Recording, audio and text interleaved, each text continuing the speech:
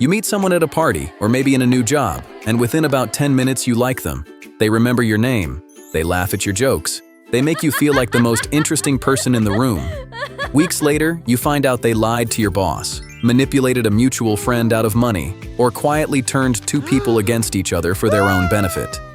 And somehow, even after you know what they did, some small part of you still kind of likes them. That should feel impossible. But it happens constantly. So why does someone capable of real harm so often come across as more charming than the honest, boring, trustworthy person standing right next to them? Let's start with an assumption you probably carry without even realizing it. You likely assume that bad intentions eventually show up on someone's face, that deep down, you'd be able to sense when someone's being fake, manipulative, or dangerous.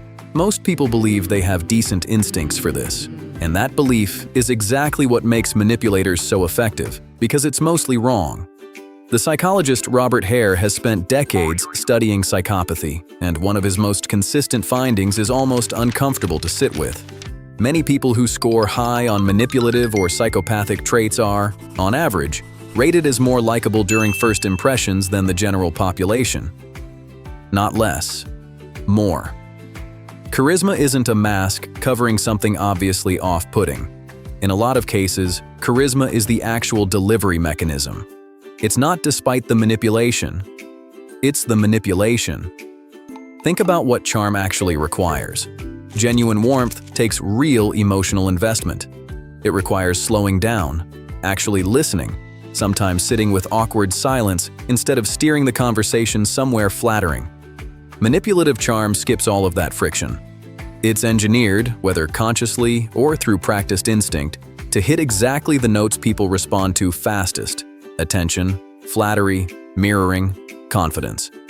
It's charm without the vulnerability that usually comes attached to real connection.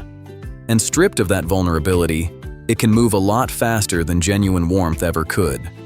Here's where it gets specifically interesting, because manipulators aren't guessing at what works. Whether they've studied it formally or not, they're often applying the exact same principles researcher Robert Cialdini identified in his work on influence and persuasion. Cialdini found that certain triggers reliably override careful, rational thinking almost every time they're used. Reciprocity, where a small favor creates a felt obligation to return it. Social proof, where you trust something more just because other people already seem to trust it. Liking, where you say yes more easily to someone who's simply friendly toward you, almost regardless of what they're actually asking for. None of these triggers require someone to be a good person to use them effectively. They just require someone willing to use them deliberately, on purpose, as tools, rather than experiencing them as natural byproducts of an honest relationship. A manipulator doing a small, calculated favor for you isn't primarily being kind. They're making a specific, strategic withdrawal against your future goodwill, one they fully intend to cash in on later. Now, here's the detail that trips people up more than almost anything else. You'd expect a manipulator to feel slippery somehow. Off. Wrong in some way you could point to if pressed. But that's not usually how it works at all. Researcher Paul Babiak, who studied manipulative and psychopathic traits specifically inside corporate environments, found something that should genuinely concern you. People high in these traits are frequently rated by coworkers as strong communicators and are often seen as calm and composed under pressure that visibly rattles everyone else in the room. In a job interview or during a crisis at work, that specific calm reads as competence. It reads as leadership. It gets rewarded, promoted, and trusted with more responsibility, precisely because it looks like exactly the kind of steadiness organizations claim to want most. Let's slow down on that particular point, because it matters more than it first seems to. Calm under pressure usually signals one of two very different things happening beneath the surface. Either someone has built real, earned competence through experience, or someone simply isn't emotionally engaged enough with the situation to feel the pressure everyone else is feeling in the first place. From the outside, in the moment, those two very different internal states can look almost identical. You genuinely cannot always tell the difference just by watching someone's face or hearing their tone of voice. So if your instincts aren't reliably picking up on any of this, what actually is happening underneath, mechanically, when you meet a manipulator and walk away impressed? And manipulators, whether they've studied this dynamic explicitly or simply learned intuitively what reliably works for them, are operating expertly inside exactly that specific gap. They don't need your trust to hold up carefully over years of scrutiny. They typically only need it to hold up long enough to get whatever it is they're actually after in that particular moment, whether that's a favor, a sale, access, money, or simply your goodwill in the room. So what actually helps here? If raw first impression instinct genuinely can't be trusted the way you probably assumed it could, the honest answer is frustratingly simple and also genuinely useful once you actually sit with it. Time. Not clever intuition, not some special ability to read a room better than everyone else, and definitely not gut feeling in the moment itself. Just plain, ordinary time, combined with a specific kind of attention. Manipulative charm is remarkably good at surviving one single, isolated interaction. It gets noticeably weaker and starts showing visible cracks across many interactions, especially across situations where the manipulator has genuinely nothing obvious to personally gain in the moment. Notice how someone treats people who can't meaningfully help their career or reputation in any way. Notice whether their story about themselves and about other people in their life actually holds together consistently over weeks and months, or whether it quietly shifts depending on exactly who happens to be listening at any given time. Notice whether their calm under pressure is ever actually tested by something that genuinely matters to them personally, or whether it only ever shows up in situations that are conveniently low stakes for them specifically. None of that happens in the first 10 minutes. None of it can. And that's precisely, specifically the gap that manipulative charm is built to exploit over and over again. So the next time you meet someone and think, wow, I really like this person already, that reaction on its own isn't actually meaningless information, but it also isn't nearly as diagnostic as it instinctively feels in the moment. It's not evidence of trustworthiness. It's evidence that your very old, very fast trust system just got triggered successfully by whatever cues happen to be sitting right in front of it. Whether that trigger turns out to mean something real over time, or nothing at all, is something only time itself can actually tell you. A huge piece of it comes down to something researchers call thin slicing, which is the mental shortcut your brain uses to form snap judgments about people within just the first few seconds of meeting them. Your brain isn't running some kind of careful background check in that moment. It's pattern matching, fast, against a small handful of highly visible cues.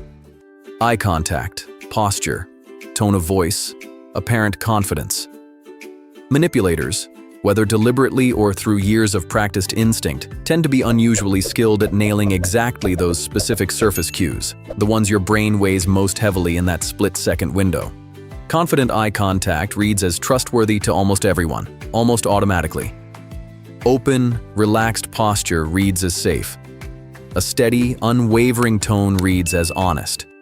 None of those signals are actually proof of anything real underneath them. They're just patterns your brain learned to associate with trustworthiness somewhere along the way, and someone who has learned, whether intentionally or not, exactly which patterns to perform can trigger that same trust response without any of the substance that pattern was originally built to represent in the first place. Here's the part that makes this genuinely uncomfortable to think about, rather than just interesting in an abstract way. This isn't necessarily some elaborate, calculated performance happening every single time. For a lot of people high in manipulative traits, this behavior isn't effortful acting at all. It's closer to their actual natural operating mode. Robert Hare's research suggests many individuals high in psychopathic traits don't consciously experience themselves as deceiving anyone in these moments. From the inside, they're just being exactly who they are. The charm, the confidence, the calm, none of it necessarily feels fake to them because it isn't layered on top of some deeply buried, more honest, more anxious self underneath. For a lot of these individuals, there's simply less internal friction between the impulse to say or do something and the actual saying or doing of it, which paradoxically reads as authenticity to everyone else standing around them in the room. That's a genuinely strange thought to sit with for a second. The very same absence of the internal hesitation and self-doubt most people carry around constantly, quietly, is often exactly what registers to observers as effortless, natural confidence. So does that mean confidence itself is inherently suspicious, and you should be side-eyeing anyone who seems comfortable in their own skin? Not exactly, and it's worth being careful and precise here. Plenty of genuinely warm, honest, trustworthy people are also naturally confident, and plenty of manipulative people are actually socially awkward rather than smooth. Confidence alone was never a reliable, standalone signal of anything in particular. The real issue isn't confidence itself. It's that confidence gets weighted so heavily by your brain's snap judgment system, while other, slower, far more diagnostic signals like consistency over time or how someone actually treats people who can't offer them anything useful in return get almost completely ignored in that critical first impression window. This is where the modern mirror comes in, and it's worth sitting with for a moment because the mismatch here runs deep. Your brain's trust system evolved in small tribes, environments where you'd typically encounter the same handful of people repeatedly over years or even decades. In that kind of world, a manipulator genuinely couldn't hide behind a strong first impression indefinitely. Eventually, inevitably, their actual pattern of behavior would surface, because you'd keep running into them over and over in different situations, under different kinds of pressure, with plenty of chances to watch how they behaved when nobody in particular seemed to be watching them closely. Now, picture your actual week. You meet a new coworker in a hallway for 90 seconds. You swipe through a dozen dating profiles in the time it takes to finish your coffee. You watch a stranger's 30-second video and form a surprisingly confident opinion about their entire personality before it even finishes playing. Your snap judgment trust system, the one specifically built for small, slow-moving, repeat encounter tribes, is now running constantly, at high speed, on total strangers you may quite realistically never encounter again. There's no natural repetition left anywhere in the system to eventually reveal the pattern underneath the performance. The first impression has effectively become the entire relationship, in more interactions than most people would ever consciously admit to themselves. If you liked this video, please don't forget to like, subscribe, and comment down below. Hit that notification bell for more. See you on the next one.